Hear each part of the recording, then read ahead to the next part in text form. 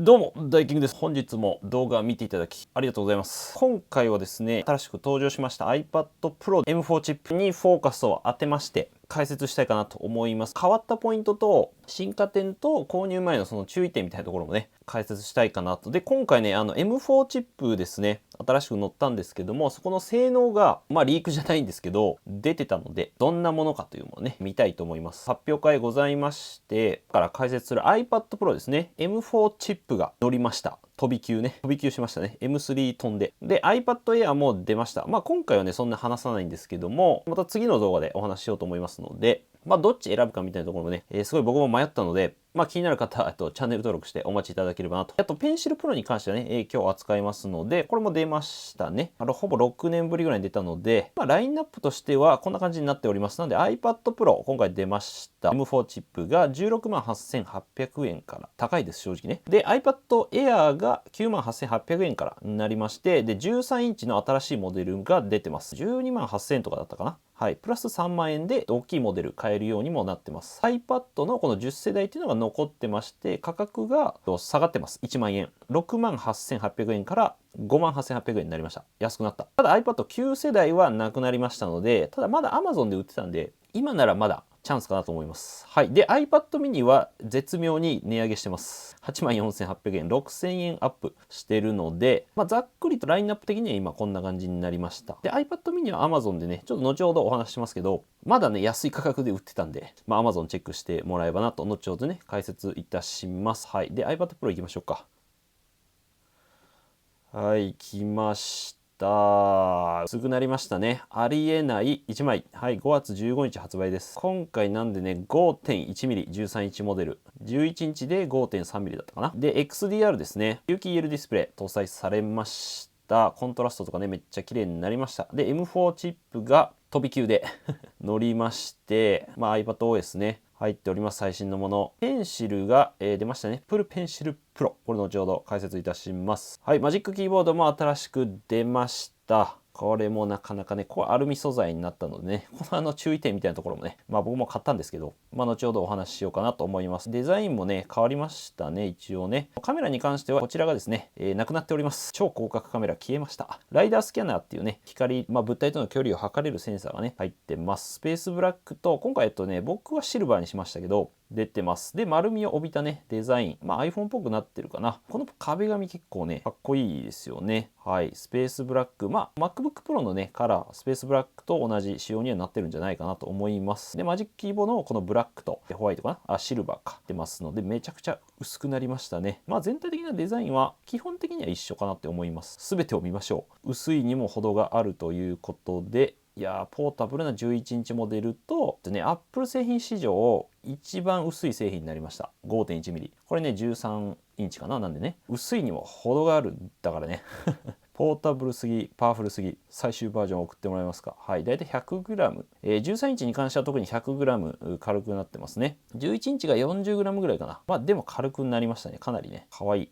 かわいいというかね、なんかかっこいいですよね。このね、素材もね。はい。よいしょ。はい。で、今回ね、やっぱディスプレイですね。世界で最も進化したディスプレイになってますけども、ウルトラレティナ XDR っていうのが入ってます。有機 EL にはなりますが、OLED とも呼ばれます。で、今回このですね、OLED タンデム OLED っていうもので、2つのいわゆる有機 EL が重なって入ってる。パネルが入ってるんですよね。有機 EL 自体が発光するっていうね仕組みなので、本体薄くできますし、2枚重ねることで、今まで通りのというかもうこの明るいですね1002と1600とフルスクリーンで1002とピークマックス1600ニットっていうかなり明るめな画面になってます。でコントラスト比も以前の100万対1から200万対1の倍増です。でプロモーションディスプレイ入っております。ここは結構ですねあとエアーとかの違いにはなると思いますね。画面のあれは大きいかなと。はい。で M4 チップがね今回入りまして、次世代の Apple シリコン初めてなんで、今回初めてiPad にフラグシップというか一番いいチップが乗りました。今までMac に全部載ってたんですけど、M4 を最初に iPad に載せるという、少し面白い手法になりました。パフォーマンスについてね、後ほど出てきたのでしようかなと思うんですけども、特徴としてやっぱこのレイトレーシングですね。例えば、ゲームとかかなりいいんじゃないかなと思うんですけど、この影の、オンになるとこの影の表現が結構リアルになりましたね。これレイトレーシングっていう、ゲーム好きな人だとね知ってると思うんですけども、反射とかねめっちゃリアルになりました。ダイナミックキャッシングとかも入ってますね。AI 入っておりますと。M4 の舞台裏。はい。OS もね、新しいの入ってて、来月また WWDC というですね、新しい OS 発表する場もあるので、そこら辺もね、どういうのが出てくるのか気になりますけどね、最高の可能性が待ってる。今回Final Cut Pro とですね、Logic Pro も新しいのが登場いたしました。これ気になりますけど結構ね。はい。で、Apple Pencil Pro に関しても新しいのね、出ましたね。もう作らずにはいられない。デザインはね、今回と同じになりましたかね。あんまり変わってないと思うんだけど。なので、機能面的なところですね。このスクイーズっていう直感的に押すと、このツールが出てくるっていうところかな。ギュッペンを押すと、ここでツールを切り替えることができます。今までこの上とかね、こういうツールボタンまで行ってたと思うんですけども、そういったものがなくなったりとか、バレルロールですね。Apple Pencilこう回転させることでペンのその太さっていうのを、本当のペンみたいな感じでギュッとねぐるっとすることで使えると。あと触覚フィードバックねですね。ギュッとまたしたらコツっていうね、反応を返してくれるっていうのはこれは面白いかなと思ってます。で従来通り今まで、ホバー機能だったりとか、ダブルタップですね。ダブルタップすると、そのツールを出してくれるっていう風なのはあります。はい。で消しゴムはついてないですね。で今まで通り充電マグネットでつけたりとかしてペアリング充電とかもできます。なのでこのまま持ち運べますね。はい。であと探す機能とかも入ってるのでね、なくしてもこう探せるようになりました。位置情報分かるようになった。でマジックキーボードですね。今回このファンクションキーがね追加されました。これはね地味なんだけど便利。フルサイズキーボードになるので本当にやっと Mac みたいなね感じになりましたね。限りなく薄い、限りなく強い。で今回特にですねこのキーボードのところがアルミの仕様になっております。はい。ただ、注意点としてはこの背面側とこの下側はねアルミじゃないんですよどうやら。今までと同じマット仕様なので、汚れだけ少し気になるかな。ブラックにすればよかったなと思いました。下側もねアルミだと思ってですよ勝手に。ここが上側がアルミだったんでフルサイズキーボード入ってますので、今回なんでこのファンクションキーがね入ってます。で、触覚フィードバックに全体的に対応したこのトラックパッド来てますので、これねすごいね楽しみかなと思います。で大きくなってるのでかなり使いやすくはなるんじゃないかなと思いますね。でまた重さに関してねまず仕様が出てないんですけど、軽くなってるみたいなんで、これ非常に楽しみでございます。はい。マイク、カメラ、評価ね、されてます。マイク、ただね、なんか1個減ってるらしいんだよな。カメラシステムとかね、編集する、共有する、1台で美しい。で、カメラは今回ね、1個だけになりました。12メガピクセルの広角カメラ。超広角カメラはね、前のモデルあったんですけど、なくなっております。で、スキャンとかに関しては、フラッシュが入ってて、で、カメラがこう自動的にですね、認識して、この影とか、書類をスキャンするときに、iPad がね、影になって、こう、書類、文字が見えなくなることあると思うんですけども、この映り込みっていうのを自動的に検知して、なくしてくれるっていうね、機能が。これ地味にいいなと思いました。はい。で、ライダースキャナーも、多分これね、性能上がってるんじゃないですかね。結構でかくなってるんで、このカメラの部分が全部ね、スキャナーになってるんで、はい。で、この横向きのですね、インカメラに関しては、超広角カメラ。なってます。なんでこっちについてるので目線とかがすごいこう自然な感じでビデオ会議とかできるんじゃないかなと思いますね。で Face ID ね使えるのもいい点かなと思います。ここは変わってないかな。はい。で接続に関してもですね、最大 6K の外部ディスプレイ接続とかサンダーボルト4対応してますので、十分早いかなと思いますね。Wi-Fi 6E とか、5G も対応してます。セルラーモデルはサンダーボルトゲームとかねすごい良さそうだなと思いますけどね。Bluetooth、5.3 で完全に今回 eSIM になりました。なので物理的な SIM ね入れれなくなったんで、そこは注意が必要かなと思います。今 iPhone とかはね、アメリカのモデルは全部 SIM フリーっていうかSIM カードスロット全部なくなってるんで、そろそろ次あたりに日本も来るかなと思います。っていうのがですね、ざっくりとした仕様でございました。結構このストアっていうねところ行くとかなりね見やすく見れるので、アクセサリー類とかもね見れたらと思うんですけど、で性能がこれ M4 チップね、よく見てるYouTuber の方なんですけども M4iPad Pro のベンチマークっていうのがね、出ております。で3763の14000か677になってます。マルチコアですね。で、M3 に比べると大体20から 25% ぐらいのアップにはなってるかなと思いますと、14インチ MacBook Pro の11コア M3 Pro よりも高速ですっていうね。これはなかなかすごいね。どうですかねこれ。M3 の今 MacBook Air 使ってるんですけども、大体確かにこのぐらいかな。これなんでね、すごい楽しみ。ゲームがね、すごい快適なんじゃないかなって思っております。大体こんなもんですかね。性能的には。これちょっと楽しみだよね。気になるお値段なんでございますが、大体11インチが、16万8800円ですね。うん。で、13インチが21万8800円なんで、5万ぐらい違うのか。結構差があるんですよね。特にディスプレイとかに関しては、今回は全く、同じになってますので、前はね、そう、13インチの方が少し良かったりしたんですけど、特に、全く一緒です。画面が大きいだけなので、そうなんですよね。13インチいいと思うけどね、やっぱりね、見やすいので。カラーはシルバーとこのスペースブラックの2色のみになっております。で、ストレージが今回と倍増で256からですね。その分値段もね、前のモデルが4万ぐらい上がってるのかな。で、512、1テラ、2テラになってます。2テラだと34万ぐらい、11インチで。13インチだと、大体40万ぐらいにはなるのかなと。4万刻みぐらいですかね。大体256乗せると。にはなっております。僕は256、そんなにね、Mac が、ベースで使うので256にしてます。で、容量に関しては、微妙にこれ違いがあってですね、256、512に関しては、チップの性能がね、差があります、実は。CPU が9コアとメモリが8ギガですね。1テラ以上、1テラまたは2テラになると CPU が1個増えますと、メモリが倍になるので、パフォーマンス的に気になる方はやっぱ1テラ以上がいいのかなっていうのはありますね。で、このディスプレイのガラスについてもナノテクスチャーというねガラスが今回選択できるようになっております。ただ1テラ以上にしないとこれ選択できない。極めて低い反射率を追求して作られてるっていうところで、なんていうのかな、上に光の反射を抑えるフィルムみたいなのが貼られるイメージですね。外で使ったりとか、こういったスタジオとかって光でね当たってすごい見づらい時あるんですよね。なので、そういった時にいいのかなっていうところ。ただ個人的には僕はいらないかなってあります。ちょうどMKBHD かな方がですね、ちょうどねこの動画があったんですけど、こうね OLED なんでこの黒の表現っていうのすごいいいんですけど、これ貼ってあることによってちょっとやっぱりねこのなんか白っぽく映るんですよね。これは僕はあんまりね好きじゃないんですよねなのでどうなんだろうこれは。使う分にはそんなに感じないとは彼は言ってましたけど、どうかな。結構僕は気になりますけどねこんな感じにはなります。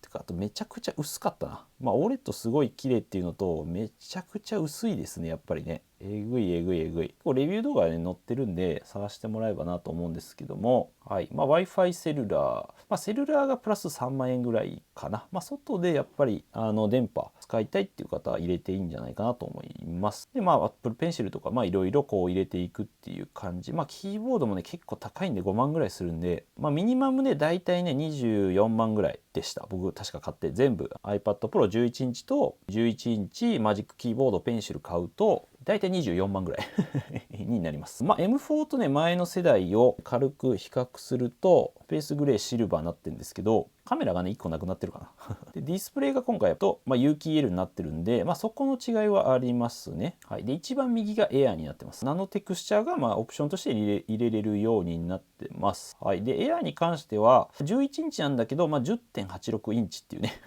実際の表示幅は少ないんだと思います。で CPU が増えてますかね。でカメラが実は減ってます広角カメラは実はなくなってるっていう感じにはなってますね。はい。センターフレーム入ってでサンダーボルトなんで、エアーとかと比べるとやっぱり転送速度とかは速いですかね。データ転送とか。はい。で、フェイス ID もね、結構やっぱ便利なんだよね。タッチ ID よりは。はい。で、スピーカーでスタジオ品質のマイクが1個ね、減ってるのは、これはよくわかんないんですけど、なんでなんだろうね。あんま変わんないのかもしれないです。で、Wi-Fi 6E とか、で、ペンシルに関しては、Apple Pencil Pro はこの新しい Air と Pro にしか使えないです。なので今までの iPad では使えないっていう仕様になっております。残念ながらなので新しいのを買う必要がある。